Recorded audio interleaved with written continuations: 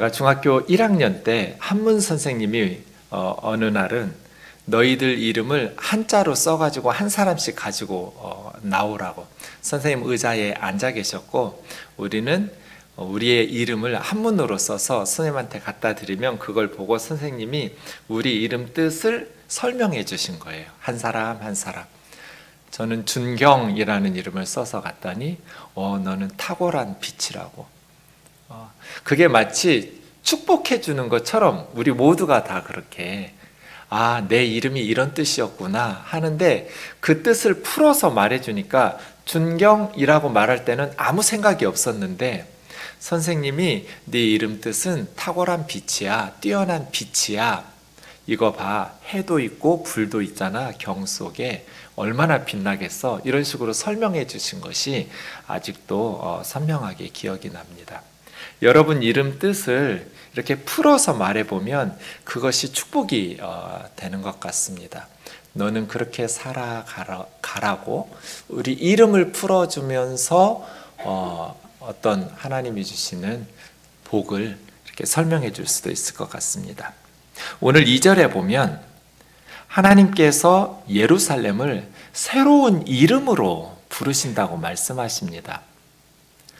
이름을 바꿔주신다라는 것은 새로 태어날 때, 아이들이 태어날 때 이름을 지어주듯이 기존의 이름이 있었는데 새 이름으로 바꿔주시는 것은 새로운 삶으로 다시 태어난 것과 같습니다.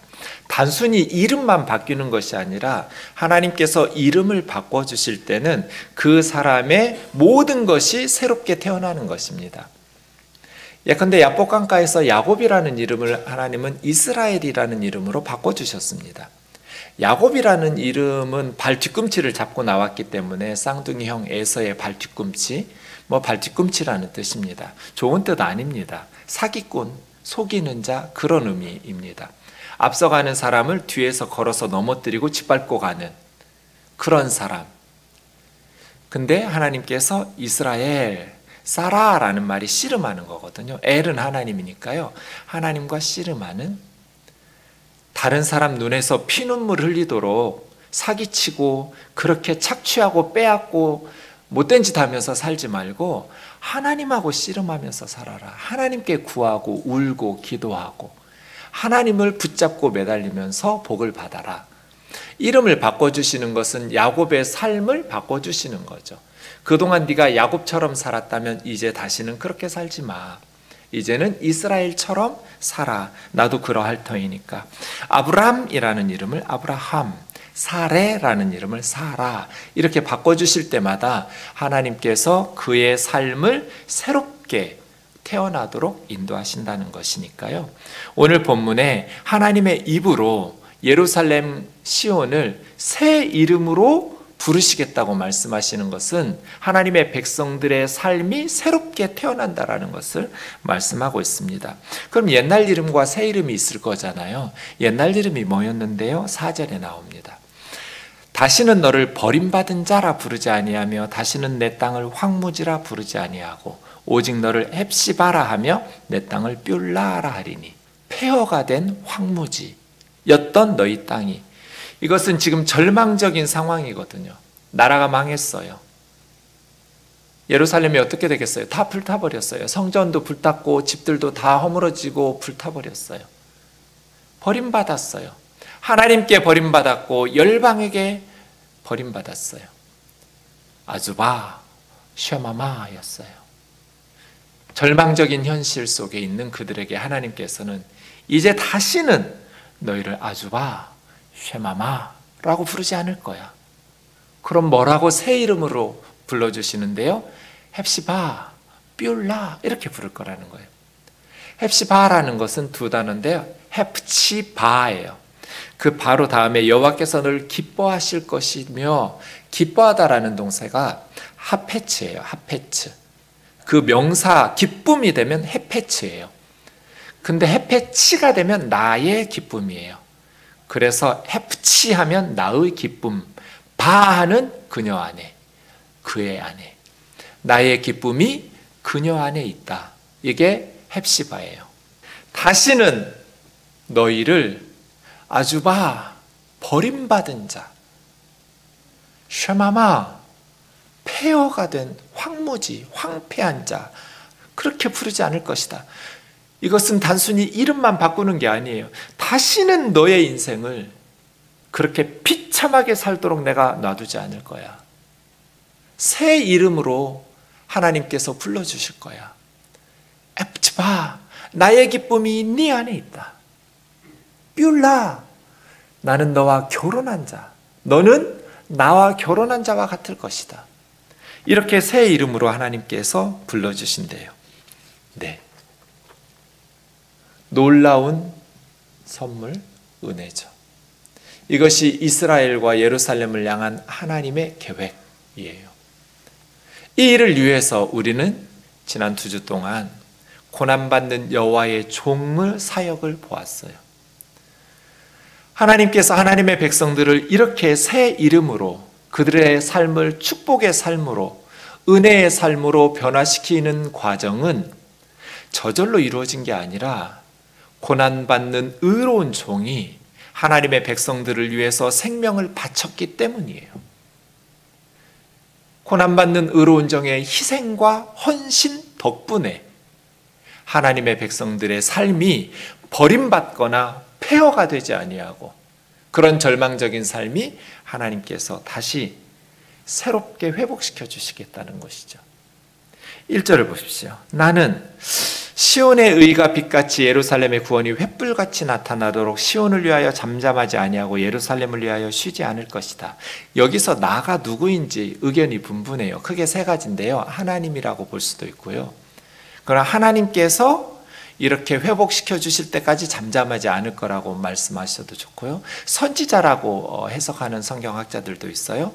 이사야 선지자가 하나님께서 이렇게 쉼 없이 예루살렘을 회복시키도록 하나님 앞에 기도하고 탄원하겠다는 것이죠. 그런데 문맥상 그리고 내용상 보면 고난받는 의로운 종으로 보는 게 좋을 것 같아요. 하나님이라고 해도 되고 선지자라고 해석해도 좋은데, 고난받는 의로운 종, 메시아죠. 예수 그리스도예요.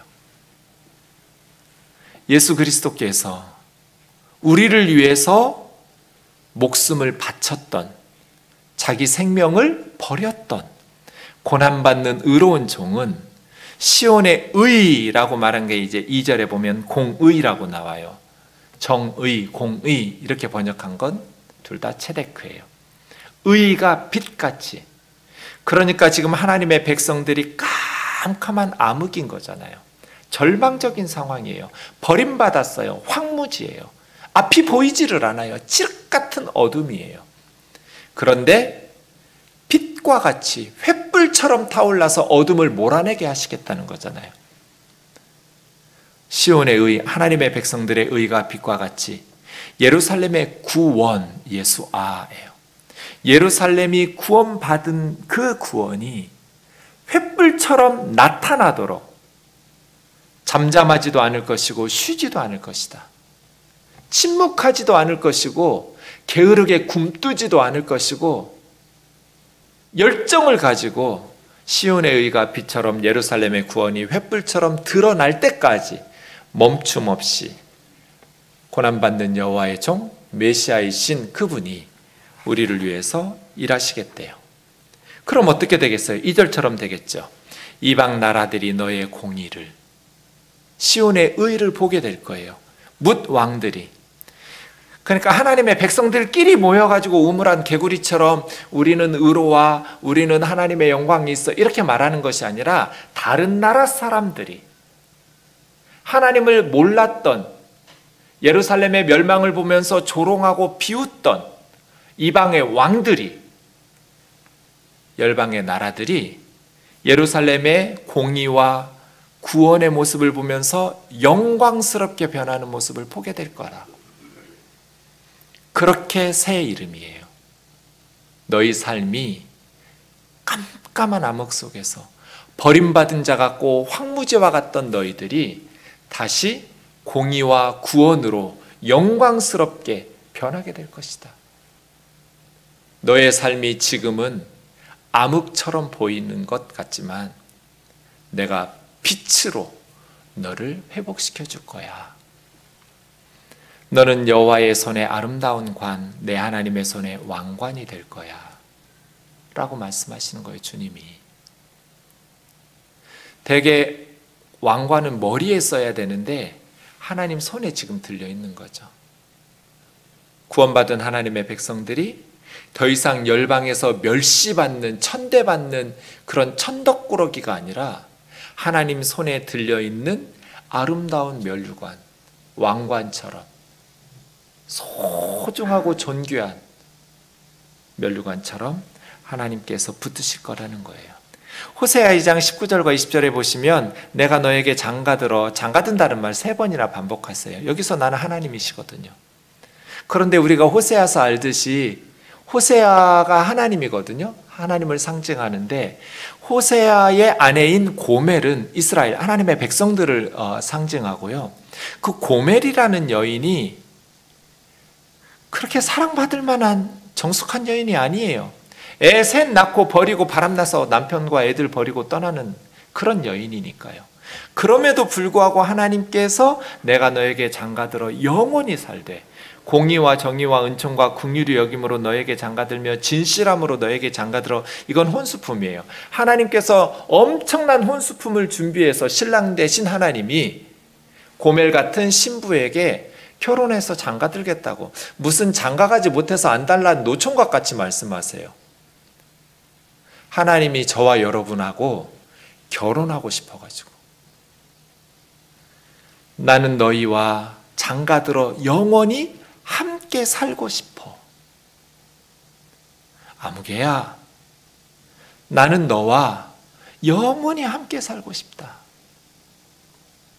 가끔 예수 믿지 않는 형제와 결혼하는 자매들, 제가 결혼 준비학교 하면서 그 형제에게 말해요. 당신이 왜 예수 믿어야 되는 줄 아느냐고. 당신의 아내가 아내 될 사람이 예수님을 믿기 때문인데 우리가 함께 예수님을 믿자고 하는 것은 영원히 함께 살고 싶어서다. 이 세상에서 사는 동안만 부부로 친밀한 사랑의 사귐을 나누면서 사는 것이 아니라 정말 사랑한다면 영원히 살고 싶지 않냐고. 뷸라, 신랑이 신부를 기뻐함 같이 내 하나님 여호와께서 너를 기뻐하시며 너와 결혼할 거라고. 그래서 예루살렘은 빛처럼 빛날 거라고. 세상 어느 도시에서도 맛볼 수 없는 엄청난 축복을 누리게 될 거라고. 예루살렘보다 더 부유한 도시, 더 넓고 크고 화려한 도시들도 많겠죠. 그러나 이 세상 어디에서도 발견할 수 없는 행복, 이 세상 누구도 맛볼 수 없는 사랑을 경험하면서 예루살렘이 회복될 것이라고. 그때까지 주님은 잠잠하지도 않고 쉬지도 않을 거라고. 자신의 생명을 사망에 버려 다 쏟아 부으면서까지 이 예루살렘의 회복, 하나님의 백성들을 하나님께서 다시 사랑할 수 있도록 하나님께서 고멜 같은 우리를 다시 하나님의 거룩한 신부로 기뻐하시는 아름다운 관, 왕관처럼 여기시도록 나는 하나님의 백성들을 위해서 내 생명을 바치겠다고, 잠잠하지도 않을 것이고 쉬지도 않을 것이라고 주님이 그렇게 말씀하시는 거예요. 그럼 우리는 어떻게 해야 될까요? 여호와의 종이 이렇게 힘쓰고 애쓸 때 우리는 어떻게 해야 될까요? 그 답이 6절과 7절에 나옵니다. 예루살렘이여, 내가 너의 성벽 위에 파수꾼을 세우고 그들로 하여금 주야로 계속 잠잠하지 않게 하였느니라. 너희 여호와로 기억하게 하시는 자들아, 쉬지 마라. 메시아만 잠잠하지 않고 쉬지 않는 것이 아니라 예루살렘도 쉬지 말라는 거예요. 예수님께서 우리를 성벽 위에 파수꾼으로 세웠대요. 성벽 위에 파수꾼은 적군이 쳐들어오는지 망보는 사람이잖아요. 그래서 원수들이 쳐들어올 때 백성들에게 위험의 신호를, 나팔을 불든지 소리를 지르든지 모든 일을 멈추고 전쟁을 대비하도록, 이게 파수꾼의 사명인데 6절의 파수꾼은 그런 파수꾼이 아니에요. 이 파수꾼은 여호와로 기억하게 하시는 파수꾼. 원래 파수꾼은 밤낮으로 잠잠하지 않지는 않거든요. 원수가 쳐들어올 때만 소리 지르죠. 밤낮 소리 지르면 백성들이 어떻게 잠을 자겠어요. 그런데 예수님께서 여호와의 종이 세우신 파수꾼은 밤낮 잠잠하지 않고 쉬지 않는데, 왜냐하면 하나님을 기억하게 하셔야 되는 거예요. 하나님의 말씀, 하나님의 약속을 기억하게 하는 것. 하나님 우리에게 약속하셨잖아요. 세상 끝날까지 우리와 항상 함께 계시겠다고 약속하셨잖아요. 하나님 약속하셨잖아요. 우리를 아주바, 쉐마마, 버림받은 자, 황폐한 자로 만들지 아니하고 우리 주 예수 그리스도 때문에 고멜 같은 자격 없는 우리들을 위해서 우리의 의로움이나 경건이나 기도나 우리의 믿음 때문이 아니라 하나님의 사랑 때문에, 하나님의 은혜 때문에, 우리 주 예수 그리스도의 십자가의 보혈 때문에 하나님께서 우리를 헵시바 뷸라로 고쳐주시겠다고 약속하셨잖아요 라는 것을 계속해서 하나님 앞에 기억나시게 하라는 거예요. 쉬지 말아라. 그래서 7절, 여호와께서 예루살렘을 세워 세상에서 찬송을 받게 하실 때까지 하나님으로 쉬지 못하시게 해라. 하나님께서 우리 우면동 교회를 세워 세상에서 찬송을 받게 하시기까지 하나님을 쉬지 못하도록 해라. 하나님의 약속의 말씀을 계속 기억나게 해라. 하나님 우리 딸을 변화시켜 주세요. 하나님 우리 아들을 변화시켜 주세요. 우리 아들을 의롭게, 우리 딸을 의롭게, 우리 아들에게 하나님의 구원을, 예수 그리스도의 구원을, 암흑을 몰아내고 그 아이의 인생 가운데 영적인 암흑을 걷어내고 빛으로 횃불로 나타나게 해주세요. 하나님의 의와 하나님의 구원으로.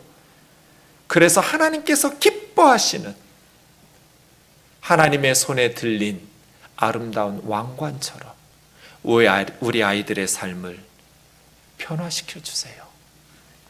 기억하게 하라는 거예요. 하나님에게 쉬지 말고, 하나님의 백성들이 세상 가운데서 찬송받게 하실 때까지 멈추지 말라는 거예요. 이것이 우리가 해야 될 일이에요. 사랑하는 자매 형제 여러분, 어떻게 살아야 될까요? 하나님 앞에서 우리가 부르짖어야죠. 하나님 앞에서 하나님의 백성인 교회들이 새로워질 수 있도록, 의롭게 변화될 수 있도록, 그래서 여러 나라들이, 뭇 왕들이 하나님의 백성들 속에서 공의를 볼 수 있도록, 영광을 볼 수 있도록 교회가 새로워져야 하잖아요. 하나님의 구원이 의로 열매 맺을 수 있도록 말이에요. 어느 날 저하고 동일한 이름을 가진 분이, 훌륭한 분이 한 분 계시다는 걸 알게 됐어요. 문준경 전도사예요. 문준경. 전라남도 신안 암태도라는 섬에서 태어났어요. 그리고 지도면이라는 증도라는 섬으로 17살에 시집을 갔어요. 17살에 시집을 갔는데 아이가 생기지 않는 거예요. 10여 년 동안 그렇게 노력을 해도 아들도 딸도 임신이 안 돼요.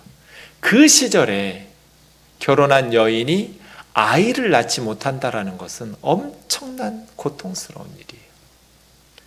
그럼에도 불구하고 시부모님을 그렇게 지극정성으로 효도를 다 했대요. 시아버지가 이 며느리를 참 위로해 주었어요. 남편은 밖으로 돌고요. 시아버지가 너무 효성이 지극하니까 자기 며느리를 그렇게 아끼고 사랑해 주었는데, 그 시아버지가 10여 년 만에 소천하셨어요. 3년상을 며느리가 치러요.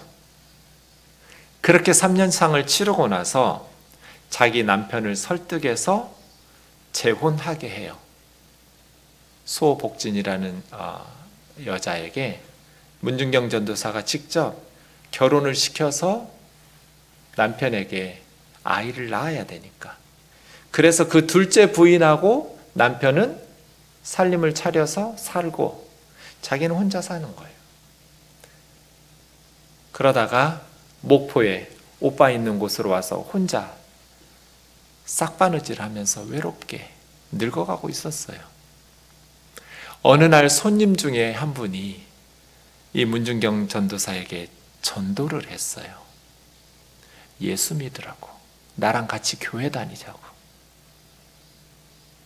지금까지 나에게 관심 가진 사람이 하나도 없었는데 나는 너무너무 기구와 눈명에 슬픈 인생을 살았는데 빛을 보았어요. 아주 바였어요. 아이를 낳지 못해서 버림받았어요. 남편이 버린 게 아니라 자기 스스로 그럴 수밖에 없었어요. 쉐마마였어요. 정말 폐허가 된 인생을 살았어요. 암흑 속에서. 그런데 예수 믿고 교회 나가기 시작하면서 빛을 보았어요. 그를 깨우치기 시작하고 성경을 읽고 이제는 예수님 안에서 삶이 변화되기 시작했어요. 그리고 180도 인생이 달라져 버렸어요. 그야말로 헵시바와 뷸라가 되었어요. 예수님이 신랑이 되시고 예수님이 그녀에게서 기쁨을 보았어요. 그 열정 때문에 이제는 자기처럼 살고 있는 섬 사람들을 돌아다니기 시작하면서 복음 전하기 시작하는 거예요. 친정부터 갔겠죠. 친정 아버지 어머니를 앉혀놓고 예수 믿으라고 섬에 들어가서 전도했더니 오물을 쏟아 부었어요. 미쳐도 곱게 미치라고. 그런 갖은 섬 사람들의 박해를 견뎌내면서 복음을 전하기 시작해요. 그리고 신학교에 갔어요. 예수님을 더 알고 성경을 더 배우고 싶어서. 서울신학교 지금으로 하면 그러한 성경학교를 졸업하고 섬에 다니면서 전도하는 거예요. 그러다가 1950년 10월 5일 새벽에 공산당들에 의해서 순교를 당해요. 증도 해변가에서. 그 증도교회에서 세운 비에 이렇게 써 있어요. 1891년 2월 1일 암태면 수곡리 출생, 1950년 10월 5일 지도면 증동리에서 순교. 비난자의 위로되고 병든 자의 의사, 아예 낳는 집의 산파. 병들고 전염병이 걸리면 사람들이 가려고 하지를 않아요. 장례식도 안 치러져요. 그런데 죽어도 천국 가니까 하고 이 문중경 전도사가 다 그들의 의사 역할을 하는 거예요. 문맹퇴치, 미신타파의 선봉자, 앞에 지도, 임자, 자은, 암태, 안좌 이 섬들이에요. 복음전도, 진리교회, 중동리교회, 대초리교회, 방중리교회 설립. 모든 것을 섬 사람을 위하였고 자기를 위하여는 아무것도 취한 것이 없었다. 그대의 이름에 하나님의 은총이 영원히 깃들기를. 우리들의 어머니 문중경 전도사. 버림받았어요. 폐허한 삶이었어요. 그런데 예수 그리스도를 만나고 헵시바와 뷸라가 됐어요. 하나님께서 그렇게 기뻐하시고 하나님께서 그렇게 사랑하신다라는 것을. 그래서 그 절망적인 사람들을 예수 그리스도의 복음으로 변화시킨 여인이 되었어요. 고린도후서 5장 17절 같이 읽고 마치겠습니다. 시작. 그런즉 누구든지 그리스도 안에 있으면 새로운 피조물이라. 이전 것은 지나갔으니 보라 새 것이 되었도다.